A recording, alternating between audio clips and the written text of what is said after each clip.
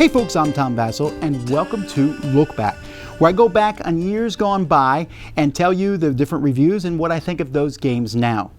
This week, last year, I was at the Gamma Trade Show, so there's nothing really for that.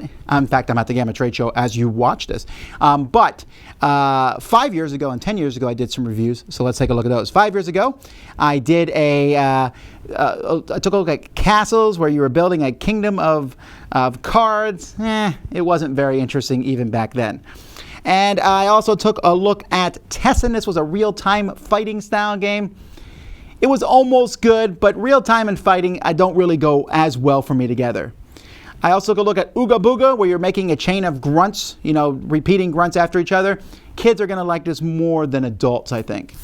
Mad City, 5 years ago, I reviewed this little game from Mayfair. Didn't think the components were good, but thought it was a pretty fun game.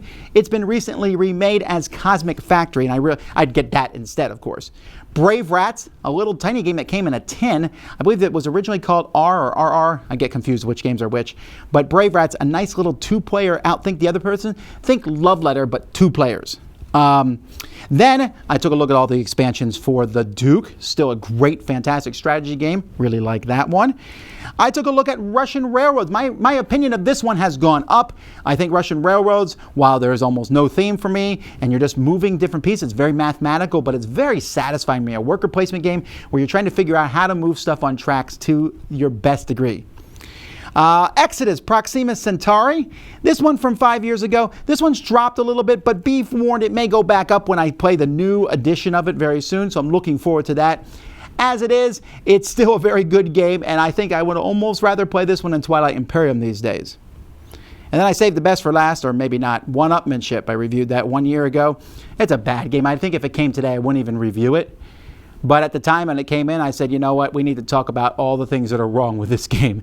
And I did, and apparently this was watched quite a bit, so there you go. 10 years ago, I took a look at Dracomundus, which was a tile-laying style game. Really boring, though. Fund Manager, which was a stock market game, but there was just way too much randomness in it for me to enjoy it. And then Steel Driver, this from Morton Wallace. This game we're building, train tracks and getting shares and connecting the side country. Very historical game. So I like the history in the game, but I dropped it a bit because there's just so many of these games out there now, and this one isn't that memorable for me, a little boring compared to some of the other ones, so I'm just not really going to be as interested in playing it these days. Those are the reviews that I did 5 and 10 years ago. I'm Tom Vasel. This has been Look Back on the Dice Tower. We'll see you next time.